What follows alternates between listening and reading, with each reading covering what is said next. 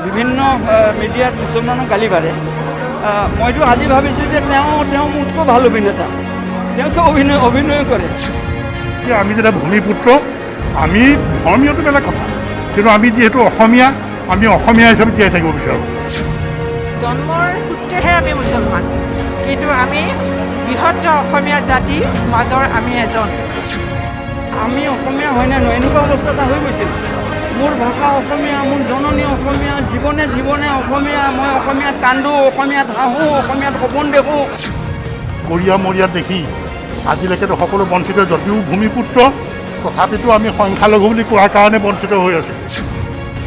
মই মোৰ ধৰ্মটোক যিমান ভাল পাওঁ, মই জাতিটোক আৰু এই জাতিটোক আৰু অসমক সমানে ভাল পাওঁ।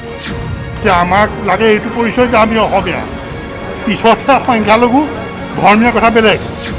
তেওঁ আমাক স্বীকৃতি দিছে যে আমিতো মাজতে হেৰাই গৈছিলোঁ। মোৰ 80 বছৰ বয়সত ভৰি দিছোঁ। জীৱনত মই আজিলৈ কোনো দিনাই আমি এনেকুৱা এজন মন্ত্ৰীয়ে এনেকৈ আমাক এনেকুৱা আঁকোৱালি কৰি এনেকৈ মৰম কৰি মাতি অনা মই পোৱা নাছিলোঁ। আমি নিৰ্ভয়াতে পাইছোঁ এনেকুৱা এজন আমি এনেকুৱা দক্ষ মন্ত্ৰী এগৰাকী পাইছোঁ যে ইমান সৎ সাহস, স্পষ্টবাদী। যদিও তেওঁ মানে বিভিন্ন মিডিয়াত মুছলমানক গালি পাৰে, মইতো আজি ভাবিছোঁ যে তেওঁ মোতকৈ ভাল অভিনেতা, তেওঁ চব অভিনয় কৰে। আজি যিটো পালোঁ তেওঁৰ আচল পৰিচয়টো, তেওঁ আমাক স্বীকৃতি দিছে যে আমিতো মাজতে হেৰাই গৈছিলোঁ। মই কৈছোঁ বহুতক যে আমি হেৰাই গৈছিলোঁ, যে আমি অসমীয়া হয় নে নহয় এনেকুৱা অৱস্থা এটা হৈ গৈছিল। মোৰ ভাষা অসমীয়া, মোৰ জননী অসমীয়া, জীৱনে জীৱনে অসমীয়া, মই অসমীয়াত কান্দোঁ, অসমীয়াত হাঁহোঁ, অসমীয়াত সপোন দেখোঁ। আৰু মই মোৰ ঘৰৰ কুকুৰাজনীক মই যেতিয়া মাতোঁ, আহ দানা খা, কক কৰি আহে, অসমীয়াতে কয়, এইটো কণীটো পাৰিলোঁ, আমলেট খা, বইল খাওঁ অসমীয়া। মোৰ মেকুৰীজনী অসমীয়া হৈ গৈছে। গতিকে আজি এইটো হেৰাই গৈছিল। আজি কিন্তু নিৰ্ভয়, আজি তেখেতে স্বীকৃতি দি দিলে, হয় আমি এইখন দেশৰ বাসিন্দা হয়, অসমীয়া হয়, হাড়ে হিমজীয় অসমীয়া হয়। আৰু মই ব্যক্তিগতভাৱে কৈছোঁ, মই মোৰ ধৰ্মটোক যিমান ভাল পাওঁ, মই জাতিটোক আৰু এই জাতিটোক আৰু অসমক সমানে ভাল পাওঁ। পূৰ্ববংগৰ মুছলমান চাওক, পূৰ্ববংগৰ এইবিলাক পলিটিকেল ইছ্যু। কিছুমান মানুহতো ইয়াতে পাৰ্টিশ্যনৰ ভোট নগ'লেই, ইয়াতে আছিল, ইয়াতে থাকি গ'ল। গতিকে তেওঁলোকে অসমীয়া স্কুল খুলিছে, অসমীয়া ভাষা কৈছে। আৰু আমি কিছুমান জেগাত দেখিছোঁ তেওঁলোকৰ সেই বয়সীয়াল মানুহবিলাকে ঘৰৰ মেখেলা পিন্ধাও দেখিছোঁ। আচলতে সেই বঙালী মানুহখিনিয়ে মেখেলা নিপিন্ধে। আৰু তেওঁলোকৰ নিজৰ সুকীয়া ভাষাটো, তেওঁলোকে ভাষাটো এৰি নিদিয়ে কিছুমানে, কিন্তু তেওঁলোকে শিক্ষাটো অসমীয়া নাই। অসমীয়া শিক্ষা লৈছে, অসমীয়া স্কুলত পঢ়ে। আৰু তেওঁলোকক যেতিয়া সুধোঁ, তেওঁলোকক যদি বঙালী বুলি কওঁ তেন্তে বেয়া পায়, তেওঁলোকে অসমীয়া বুলি স্বীকৃতি দিব খোজে। এনেকুৱা আমি বহুত পাইছোঁ। তাৰ মাজতো কিছুমান থাকিব পাৰে, আৰু সেইবিলাক পলিটিকেল ইছ্যু। আমি সিমানখিনি আমি দূৰলৈ নাযাওঁ। কিন্তু কথা হ'ল, আমিতো কিমানখিনি অসমীয়া, আমি অসমীয়াত মুছলিমে অসমীয়া। আমি যদি অসমীয়া, এই মুছলিমেতো গোটেইখিনি হিন্দু অসমীয়া, মুছলমান অসমীয়া লগ লাগি পেলাই, এই শব্দটো মই ভাল নাপাওঁ। অসমীয়া, হিন্দু, অসমীয়া, মুছলমান, এইবিলাক এটা ইছ্যু এটা হৈ গৈছে। এটা অসমীয়া জাতি, অসমীয়া হয়, হিন্দু বেলেগ, মুছলমান বেলেগ, নিজৰ ধৰ্মত নিজে আছে।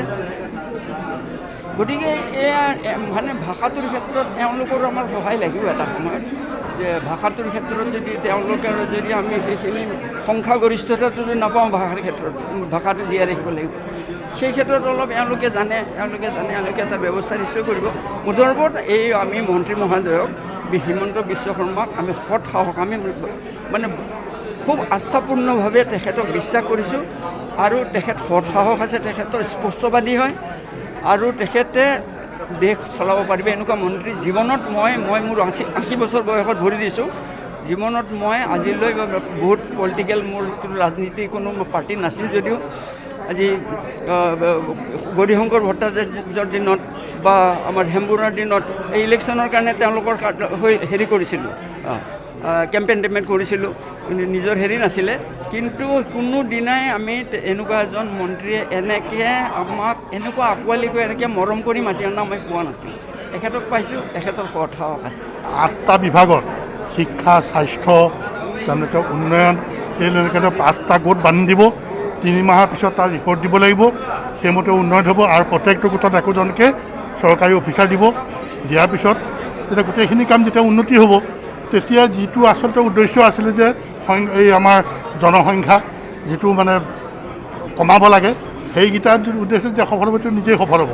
সেইটো উদ্দেশ্য লৈয়ে 8খন কমিটি আজি গঠন কৰাৰ কথা ক'লে।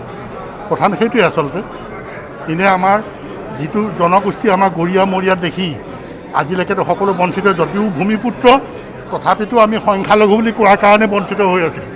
এতিয়া আমাক লাগে এইটো পৰিচয় যে আমি অসমীয়া, পিছতহে সংখ্যালঘু ধৰ্মীয় কথা বেলেগ, আগতে আমাৰ পৰিচয়টো অসমীয়া বুলি আমি সকলোৱে ক'ব বিচাৰোঁ সেইটো, আৰু মুখ্যমন্ত্ৰী সেইটো বুজি পাইছে, সেইকাৰণে ঠিক তেনেধৰণে কথাবিলাক আগবঢ়াই নিছে। সেইটোকে আমি সকলোৱে সমৰ্থন কৰিছোঁ, আৰু সেইটো কাৰণেই আজি মুখ্যমন্ত্ৰীয়ে বুজি পাইছে চিধা চিধি যদি আৰু বন্ধ কৰি দিয়ে বুলি ক'লেতো নহ'ব। গতিকে কমিটিবিলাক শিক্ষা স্বাস্থ্য যেতিয়া উন্নয়ন হ'ব তেতিয়া নিজে নিজে এইবিলাক কমি আহিব। সেইটোকে আচলতে উদ্দেশ্য সেইটোৱেই, সেইকাৰণে কমিটি গঠন কৰিছে।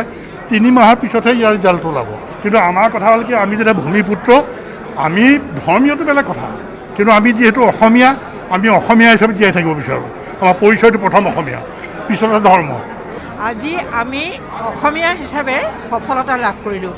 আমি জন্মৰ সূত্ৰেহে আমি মুছলমান, কিন্তু আমি বৃহৎ অসমীয়া জাতিৰ মাজৰ আমি এজন।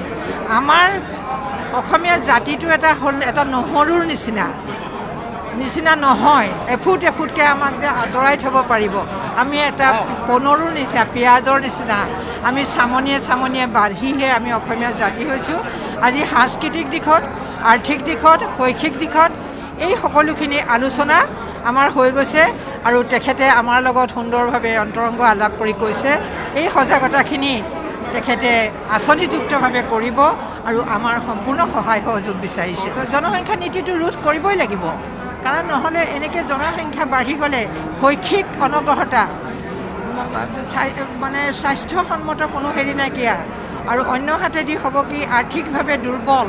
সেইখিনি যদি আমি সচেতন হৈ নিয়ম-কানুনৰ মাজত, চৰকাৰী নিয়ম-কানুনৰ মাজত আমি সজাগতা নানো, বিশেষকৈ আমি মহিলাসকলে সমাজখনত এই কামখিনি আগভাগ ল'ব লাগিব, আৰু আমি অসমখন সুন্দৰভাৱে গঢ়ি তুলিব লাগিব, এখন শান্তিপূৰ্ণ অসম হ'ব লাগিব।